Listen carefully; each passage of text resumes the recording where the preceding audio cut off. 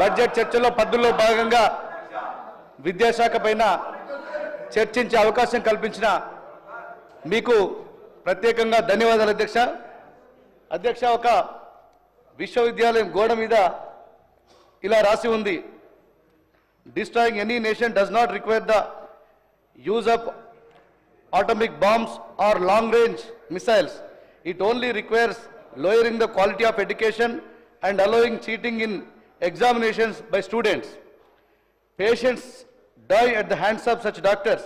Building collapse at the hands of such engineers. Money is lost at the hands of such economists and accountants. Humanity dies at the hands of such religious scholars. Justice is lost in the hands of such judges.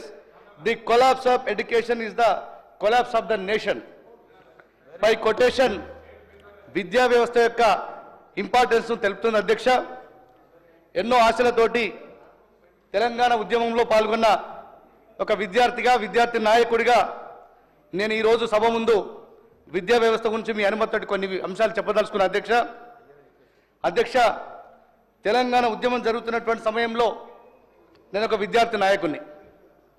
ఎన్నో ఆశలతోటి నిర్మించుకున్నటువంటి ఈ తెలంగాణను విద్యాపరంగా కూడా ముందంజలో ఉంచాలి, మన పిల్లల్ని ప్రపంచంతో పోటీపడే విధంగా తీర్చిదిద్దాలి, ఆ విధమైనటువంటి విద్యా వ్యవస్థను మనం నిర్మించుకోవాలని ఉద్యమంలో భాగంగా యూనివర్సిటీ ఆర్ట్స్ కాలేజ్ ఆవరణలో ఆనాటి ప్రొఫెసర్లు, మేధావులు ఎంతోమంది వారి ఉపన్యాసాలకు నేను ప్రత్యక్ష సాక్షిని అధ్యక్ష.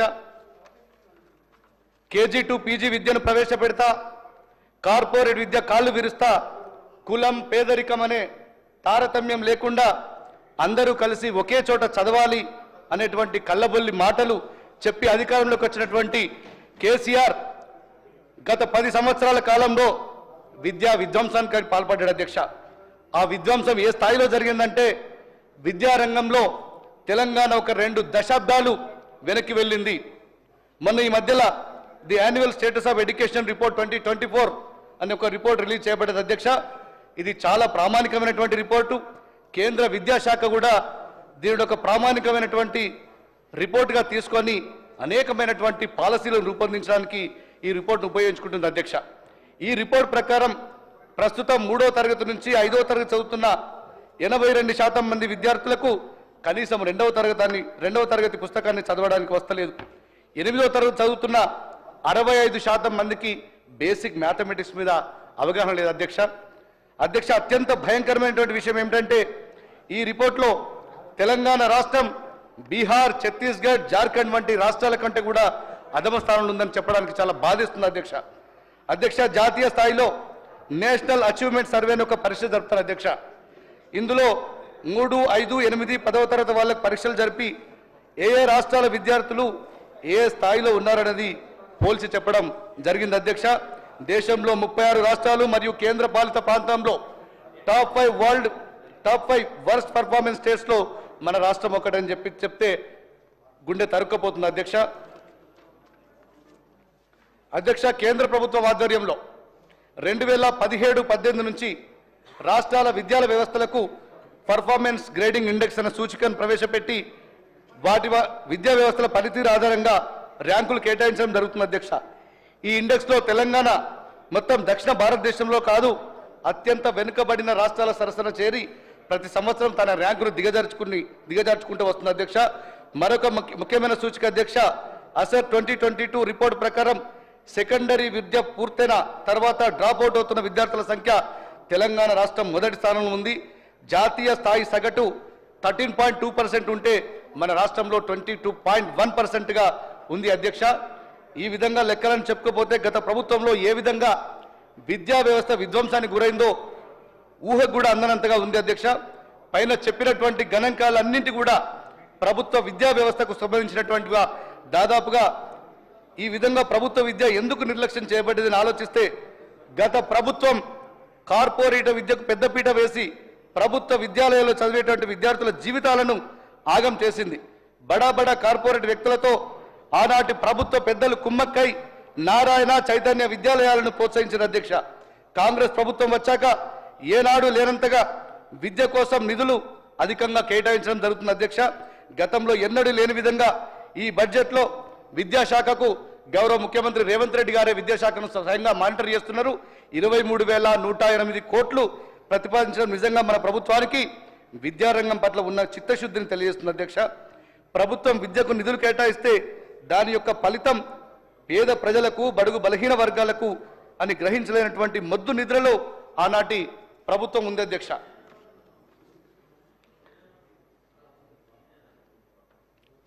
గత ప్రభుత్వం టీచర్లను రిక్రూట్మెంట్ చేయడంలో పూర్తిగా నిర్లక్ష్యం చేయబడింది అధ్యక్ష. వారి ప్రమోషన్ల విషయంలో కావచ్చు, బదిలీల విషయంలో కావచ్చు, మళ్ళీ మన ప్రభుత్వం వచ్చి సరిదిద్దేంత వరకు వారిని ఆదుకున్న నాదుడు లేడు అధ్యక్ష. వాళ్ళు 10 సంవత్సరాలు ఈ రాష్ట్రాన్ని పరిపాలించి కేవలం 8,000కు పైచిలుగా టీచర్లు మాత్రమే భర్తీ చేసిండ్రు.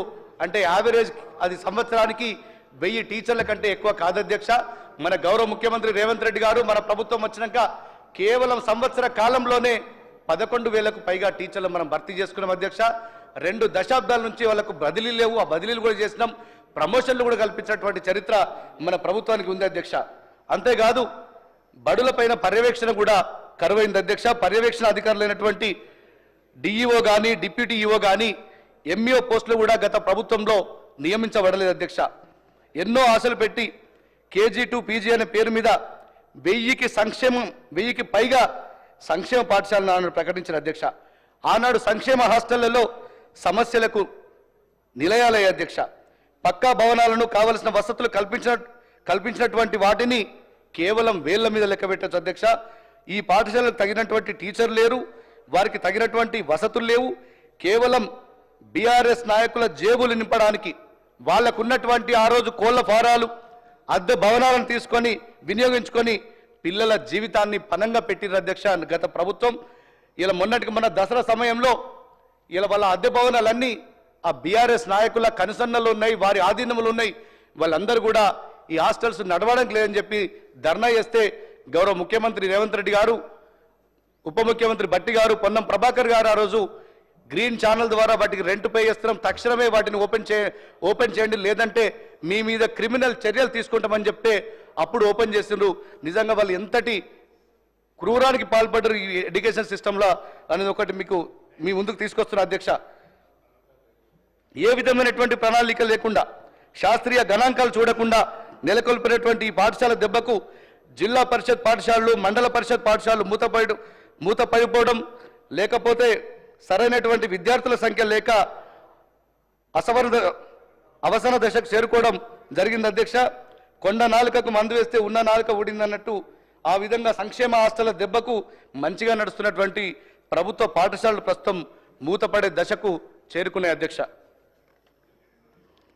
స్పీకర్ సార్, ఈ పరిస్థితిని చక్కదిద్దడానికి మన గౌరవ ముఖ్యమంత్రి, అదేవిధంగా ఈ రాష్ట్ర ప్రభుత్వం ఈ పరిస్థితిని చక్కదిద్దడానికి కులం, మతం, ఆర్థిక పరిస్థితులకు అతీతంగా 58 యంగ్ ఇండియా ఇంటిగ్రేటెడ్ రెసిడెన్షియల్ పాఠశాలను నెలకొల్పడానికి సంకల్పించడం నిజంగా సమాజ నిర్మాణం వైపు వేసిన ఒక చారిత్రాత్మక నిర్ణయంగా దేశ చరిత్రలోనే నిలిచిపోయే విషయం అధ్యక్ష. అంబేద్కర్ ఆశించినట్లుగా నిజమైన సాధికారిత విద్య ద్వారానే సాధ్యం. ఆ విద్య ఫ్యూచర్ జాబ్ రెడీగా ఉండాలి. డబ్బులున్న పిల్లలకు మాత్రమే ఐఐటి, నీట్ అనే పరిస్థితి పోవాలి. ఆ దిశగా ఈ యంగ్ ఇండియా ఇంటిగ్రేటెడ్ రెసిడెన్షియల్ పాఠశాలలు ఒక గొప్ప ముందడుగు అధ్యక్ష. ఇక కేజీబీవీ, సర్వశిక్ష అభియాన్, అంగన్వాడీలలో పనిచేస్తున్నటువంటి ఉద్యోగుల బాధలు చెప్పడం కాదు, వారికి జీతాలు, సర్వీస్ కండిషన్లు ఏమాత్రం మానవతా దృక్పథంతో పరిగణించినటువంటి దాఖలాలు లేవు. ధర్నాలు చేసి, ఉద్యమాలు చేసి ఏమాత్రం కనికరం చూపబడినటువంటి జీవితాలు వారివి. మోడల్ స్కూల్ ఉపాధ్యాయుల పట్ల అవమానకరంగా గత ప్రభుత్వం వారు వ్యవహరించారు అధ్యక్ష. వారికి సర్వీస్ కండిషన్స్, ప్రమోషన్ల విషయంలో ఏ విధమైనటువంటి క్లారిటీ లేకపోవడం వల్ల ఎన్నోసార్లు వాళ్ళు రోడ్డు ఎక్కడం మనం చూసినాం అధ్యక్ష. ఒకానొక సమయంలో ప్రతి జిల్లాలో ఒక డైట్ కళాశాల ఉండి ఆ జిల్లాలోని ఉపాధ్యాయులు కావాలనుకున్నటువంటి విద్యార్థులకు ఎంతో నాణ్యమైనటువంటి విద్యను అందించేటివి. ప్రస్తుతం ఆ కళాశాలలో చూద్దామన్నా శాశ్వతమైనటువంటి లెక్చరర్లు లేకపోవడం చాలా బాధాకరం అధ్యక్ష. గత ప్రభుత్వం ఇంతటి విధ్వంసానికి పాల్పడడం చాలా బాధాకరం. మధ్యాహ్న భోజన పథకం అధ్యక్ష. మధ్యాహ్న భోజన పథకం కింద పిల్లలకు ఒక పుష్టికరమైనటువంటి ఆహారాన్ని అందించాలి అధ్యక్ష. నిబంధనల ప్రకారం ప్రతి విద్యార్థికి 12 గ్రాముల ప్రోటీన్ అవసరం ఉంటుంది. కానీ గత ప్రభుత్వం సరైన సమయంలో బిల్లులు చెల్లించకపోవడం వల్ల నీళ్ల చారు అన్నాన్ని వండించడం వల్ల ఏ ఒక్క విద్యార్థి కూడా పరిపుష్టికరమైన భోజనం దొరకలేదు అధ్యక్ష. ఇది అన్ని రకాల పాఠశాలలో ఇదే పరిస్థితి మనం గతంలో చూసాం. మనం ఈ పరిస్థితి మార్చాలని సంకల్పించడం కోసం రాష్ట్రంలో ఉన్న అన్ని సంక్షేమ హాస్టళ్లు కస్తూర్బా పాఠశాల డైట్ ఛార్జీలు 200% మన ప్రభుత్వం అధికారంలోకి వచ్చినాక పెంచడం జరిగింది అధ్యక్ష. ఇవాళ కామన్ డైట్ పథకం ప్రారంభించడం పేద విద్యార్థుల పట్ల మన కమిట్మెంట్ను, మన ప్రభుత్వ కమిట్మెంట్ను తెలియజేస్తుంది అధ్యక్ష. ఎయిడెడ్ స్కూళ్ల కథ, ఉపాధ్యాయులు రిటైర్ అవుతున్నా కానీ ఖాళీలు నింపకపోవడం వల్ల ఎయిడెడ్ స్కూళ్లపైన ప్రభుత్వ ఆధిపత్యం కోల్పోయింది. ఇది ప్రభుత్వం మరియు ఆ పాఠశాల నిర్వాహకులు కలిసి ఆడిన వింత నాటకం అధ్యక్ష. ఫలితంగా ఎయిడెడ్ స్కూల్ భూములను, భవనాలను ఆయా యాజమాన్యాలు ఏమైనా చేసుకున్నటువంటి అవకాశం వారికి దక్కింది అధ్యక్ష. తద్వారా అవి ప్రైవేట్ పరమైనవి. ఇలా ఉన్నత విద్య గురించి అయితే ఒక రోజంతా చెప్పినా కూడా టైం సరిపోదు అధ్యక్ష. మొన్న నేను ఎమ్మెల్యేగా గెలిచినాక మా పొలిటికల్ డిపార్ట్మెంట్ మిత్రులు కొంతమంది ఎమ్మెల్యే గెలిచినందుకు వచ్చిన సన్మానం చేద్దామని ఆర్ట్స్ కాలేజ్ పిలిచారు అధ్యక్ష. పిలిస్తే వెళ్ళిన అధ్యక్ష. ఒకప్పుడు నేను చూసిన ఉస్మాన్ యూనివర్సిటీకి ఇప్పుడు చూస్తున్న ఉస్మాన్ యూనివర్సిటీకి చాలా డిఫరెంట్ కనబడుతుంది అధ్యక్ష. అప్పుడు వైబ్రెంట్గా ఎక్కడ చూసినా ప్రొఫెసర్లు, లెక్చరర్లతోటి, వారి ఉపన్యాసాలతోటి ఉల్లాసభరితమైనటువంటి వాతావరణంతో ఒక అకాడమిక్ డిస్కషన్తో జ్ఞాన గనిగా నాడు మాకు కనిపించేది అధ్యక్ష ఉస్మాన్ యూనివర్సిటీ. కానీ నేను మొన్న చూసినటువంటి ఉస్మాన్ యూనివర్సిటీ కంప్లీట్గా డిఫరెంట్ ఉంది అధ్యక్ష. నాడు మాకు చదువులు చెప్పినటువంటి ప్రొఫెసర్స్ అంతా రిటైర్ అయినరు. ఇప్పుడు గురువులు లేక చాలా డిపార్ట్మెంట్లు మూతపడే పరిస్థితి అధ్యక్ష, మూతపడే పరిస్థితి అవుతుంది అధ్యక్ష. కొన్ని డిపార్ట్మెంట్లు అయితే కొన్ని ఎగ్జాంపుల్ తీసుకున్నట్టుంటే సైకాలజీ డిపార్ట్మెంట్ కానీ, ఫిలాసఫీ కానీ, ఆర్కియాలజీ కానీ, లింగ్విస్టిక్స్ కానీ, కన్నడ, అరబిక్ డిపార్ట్మెంట్లు అయితే మూతపడడం లేదంటే మూతపడే దశలో ఈరోజు ఉస్మాన్ యూనివర్సిటీలో ఈ డిపార్ట్మెంట్లు ఉన్నాయి అధ్యక్ష. రాష్ట్ర విద్యా వ్యవస్థకే కాకుండా ఒక దేశానికే తలమానికంగా నిలిచినటువంటి ఉస్మాన్ యూనివర్సిటీ యొక్క పరిస్థితి ఈ విధంగా ఉంటే ఇంకా కాకతీయ యూనివర్సిటీ కానీ, తెలంగాణ యూనివర్సిటీ కానీ, పాలమూరు యూనివర్సిటీ కానీ, మహాత్మా